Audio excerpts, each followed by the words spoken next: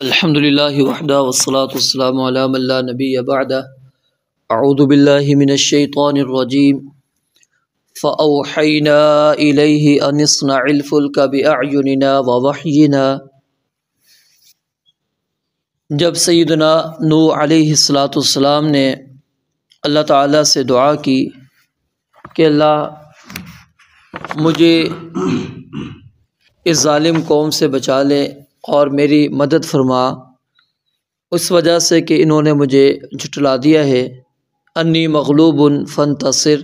میں اب مغلوب ہو چکا ہوں، اب میرا انتقام لے لے، میرا بدلہ لے لے۔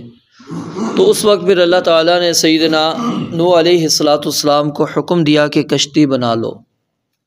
اب جب کشتی بنانا شروع کی سیدنا نوح علیہ السلام نے، تو قوم والے جب ان کے پاس سے گزرتے تو ان کا مذاق اڑاتے اور کہتے کہ تم اتنی بڑی کشتی کیوں بنا رہے ہو، کیا کرو گے؟ یہاں تو کوئی پانی نہیں ہے کہ جہاں پر بنانے کے بعد تم چلاؤ گے۔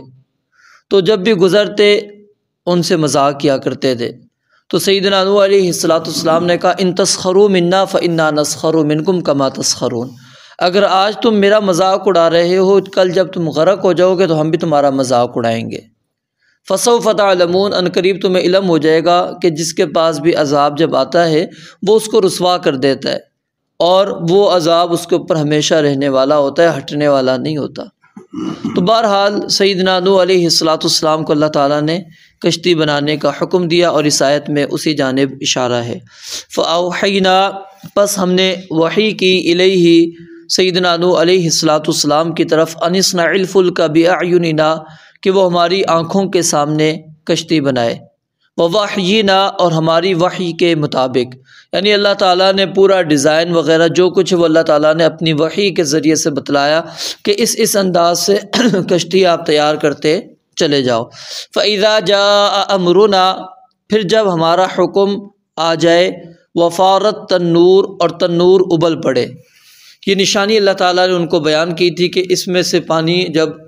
ابلنا شروع ہو جائے تو اس وقت جو ہے تم نے اپنی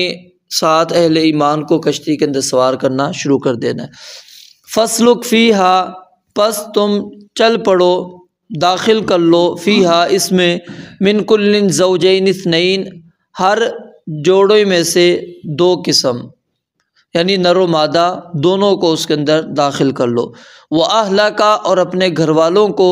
إِلَّا مَنْ سَبَقَ عَلَيْهِ الْقَوْلُ مِنْهُمْ، سوائے اس کے جس کے اوپر پہلے سے بات طے ہو چکی ہے، یعنی جو بیٹا آپ کا غرق ہوا اور آپ کی بیوی، اس کے بارے میں اللہ تعالیٰ کا پہلے سے ہی فیصلہ موجود ہے کہ یہ ظالم ہے، تو ان کے بارے میں مجھ سے خطاب نہیں کرنی، مجھ سے بات نہیں کرنی۔ وَلَا تُخَاطِبْنِي فِي الَّذِينَ ظَلَمُوا، اور آپ مجھ سے بات نہ کریں ان لوگوں کے بارے میں جنہوں نے ظلم کیا۔ إِنَّهُمْ مُغْرَقُونَ، یقیناً وہ غرق کیے جانے والے ہیں۔ اس آیت کو اگر مزید سمجھنا ہو تو پھر سورہ ہود جو ہے اس کا آپ مطالعہ کریں، وہ پورا واقعہ تفصیل کے ساتھ موجود ہے۔ فَإِذَا اسْتَوَيْتَ أَنْتَ وَمَن مَّعَكَ عَلَى الْفُلْكِ، پس جب آپ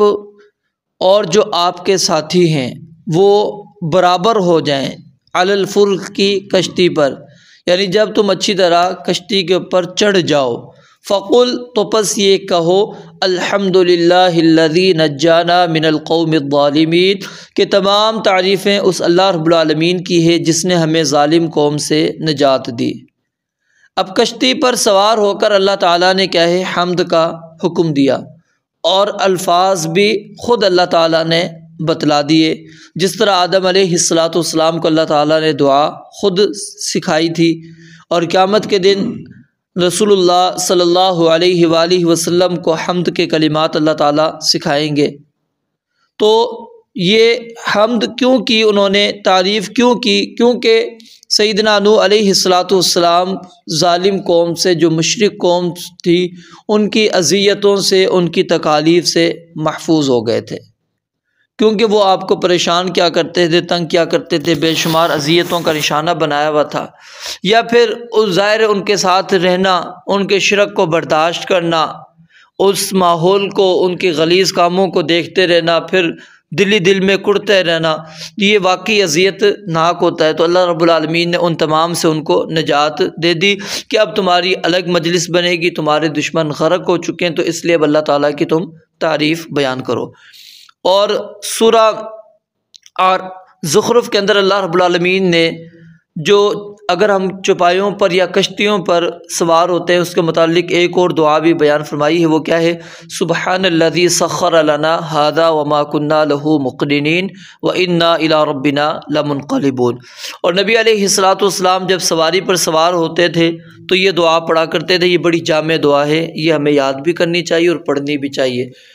اور یہ صرف سوار ہوتے ہی نہیں پڑھنی، جب آپ نے اپنی سفر سے واپس آنا تو اس وقت بھی یہ پڑھنی ہے۔ اللہ اکبر اللہ اکبر اللہ اکبر، یہ 3 مرتبہ ہے۔ پھر اس کے بعد سبحان الذی سخر لنا ھذا وما کنا لہ مقرنین وانا الی ربنا لمنقلبون۔ پھر اس کے بعد اللہم انا نسألک فی سفرنا ھذا البر والتقوی ومن العمل ما ترضى اللہم هون علینا سفرنا ھذا واطو عنا بعدا اللہم انت الصاحب فی السفر والخلیفۃ فی الاہل اللہم انی اعوذ بک من وعثاء السفر وکآبۃ المنظر وسوء المنقلب فی المال والاہل۔ اس کے اندر کیا ہے؟ بندہ اللہ تعالیٰ سے تقوی کا سوال کر رہا ہے، نیکی کا سوال کر رہا ہے، اس عمل کا اللہ سے سوال کر رہا ہے جو اللہ رب العالمین کو پسند ہو، کہ اللہ مجھے صرف وہی کام مجھ سے کروانا۔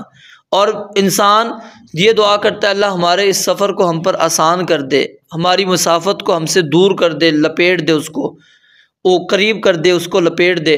اور تو ہی ہمارا سفر کے اندر ساتھی ہے، یعنی جو بھی ہمیں ضرورت پڑے مدد کی جو کچھ ہے تو ہی ہمارا ساتھی ہے، اور پیچھے جو ہمارے اہل و عیال ہیں ان کا خیال رکھنے والا بھی تو ہی ہے، تو ہی ان کا نائب ہے۔ اے اللہ میں تیری پناہ میں آتا ہوں سفر کی تھکاوٹ سے، برے منظر سے، اور جب میں گھر پر لوٹوں تو مال کے اندر کوئی بری میرے مال کے متعلق مجھے بری خبر ملے، یا میرے اہل و عیال کے متعلق مجھے بری خبر ملے، اللہ میں تیری ان باتوں سے تیری پناہ میں آتا ہوں۔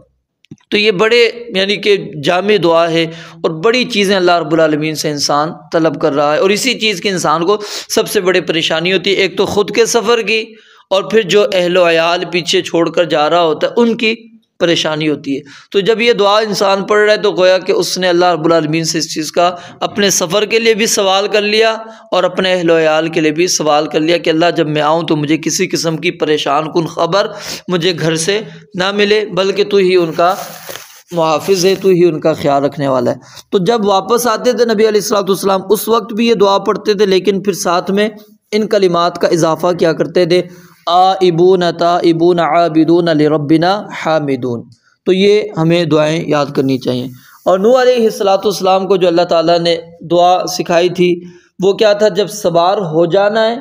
پھر آپ نے یہ پڑھنی تھی الحمدللہ الذی نجانا من القوم الظالمین، اور جب سوار ہونے لگنا ہے تو اس وقت اللہ کا حکم کیا تھا؟ بسم اللہ مجریہا و مرساہا ان ربی لغفور الرحیم، کہ یہ آپ نے دعا پڑھنی ہے جب آپ سوار ہونے لگو۔ تو کشتیوں پر سوار ہونے کی یعنی کہ یہ دعا ہے بسم اللہ مجریہا و مرساہا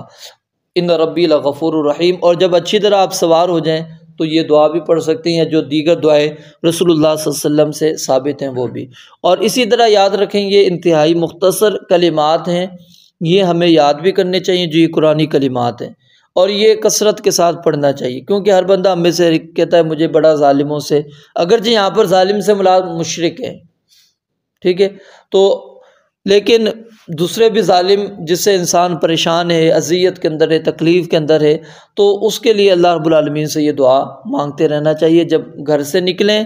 گھر میں داخل ہوں، ٹھیک ہے، اکثر یعنی اس آیات کا ورد کرے، اور اسی طرح جو اگلی دعا آ رہی ہے وہ بھی وَقُلْ رَبِّ أَنزِلْنِي مُنزَلًا مُبَارَكًا وَأَنْتَ خَيْرُ الْمُنزِلِينَ، یہ تو خاص طور پہ اس چیز کا خیال رکھنا چاہیے۔ وقر اور کہہ، یہ بھی یعنی اللہ تعالیٰ نے ہی آپ کو دعا سکھائی، اور یہ بات بھی کہہ کہ ربی اے میرے رب انزلنی منزلا مبارکا، مجھے اتار ایسا اتارنا جو بابرکت ہو، وَأَنْتَ خَيْرُ الْمُنزِلِينَ، اور تو سب اتارنے والوں سے بہتر ہے۔ یہ دعا دوسرا حصہ ہے جو اللہ رب العالمین نے سیدنا نوح علیہ السلام کو سکھائی۔ مطلب کیا ہے اس دعا کا کہ اللہ اب ہم سوار تیرے حکم پر ہو رہے ہیں، ظاہر ہے اب یہ علاقہ ختم ہو جانا ہے، یہاں پر طوفان آ رہا ہے، سیلاب آئے گا، اب اس کے بعد تو نے جہاں پر بھی ہمیں اتارنا ہے تو انزلنی منزلا مبارکہ، وہ اترنے کی جگہ ہمارے لیے بابرکت ہو، ہمیں کسی قسم کی وہاں پر کوئی پریشانی نہ ہو، ہماری ضروریات کی ساری چیزیں ہمیں وہاں پر آسانی کے ساتھ مل جائیں۔ وَأَنْتَ خَيْرُ الْمُنزِلِينَ، کیونکہ تو ہی بہترین مہمان نواز ہے، بہترین مہمان نواز ہے، یعنی میزبانی کرنے والا، تجھے ہی پتہ ہے ہماری انسانوں کی ضروریات کیا ہیں، تو اس جگہ پر اللہ ہمیں اتار دے جہاں پر ہماری تمام ضروریات پوری ہوں۔ اور دوسرا ترجمہ کیا ہے جو یہاں پر ہم نے کیا کہ اتارنے والا، یعنی اب جس طرح سوار تو نے ہمیں حفاظت کے ساتھ کر دیا ہے، تو جب ہم اتریں تو ہمیں اس عذاب سے بچا کے رکھنا،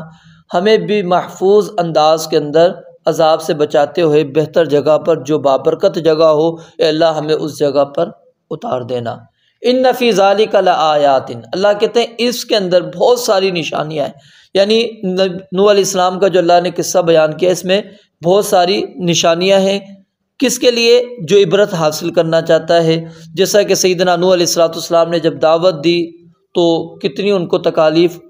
اٹھانی پڑی، کتنا عرصہ دعوت دی، تو اس کے اندر ان لوگوں کے لیے دعوت ہے جو دعوت کا کام کر رہے ہیں کہ جلدی نہ گھبرائیں، بلکہ سیدنا نوح علیہ السلام کی سیرت کو سامنے رکھیں۔ اور پھر جو نبی علیہ سیدنا نوح علیہ السلام کی قوم نے ان کو جھٹلایا، اس کے بعد ان کے ساتھ کیا معاملہ ہوا، تو اگر تم دعوت دیتے ہو تمہاری بات کو کوئی نہیں مانتا تو ان کے ساتھ کیا ہونے والا ہے، تو ان کو اس سے نصیحت حاصل کرنی چاہیے۔ پھر یہ جو پانی، یعنی یہ جو طوفان آیا، پھر کشتی کا بنانا، یہ کیا اللہ تعالیٰ کی نعمتیں ہیں،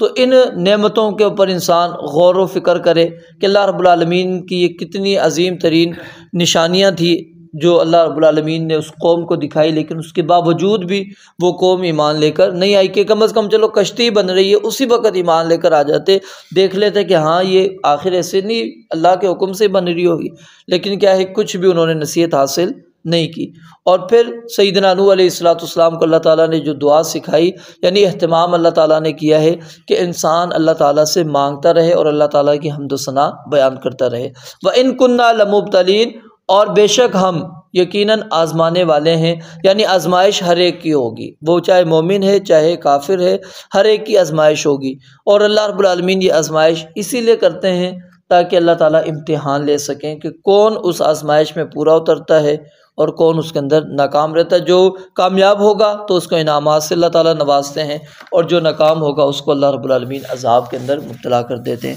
رب العالمین سے دعا ہے اللہ تعالیٰ سمجھنے عمل کرنے کی توفیق عطا فرمائے۔ وآخر دعوانا الحمد للہ رب العالمین۔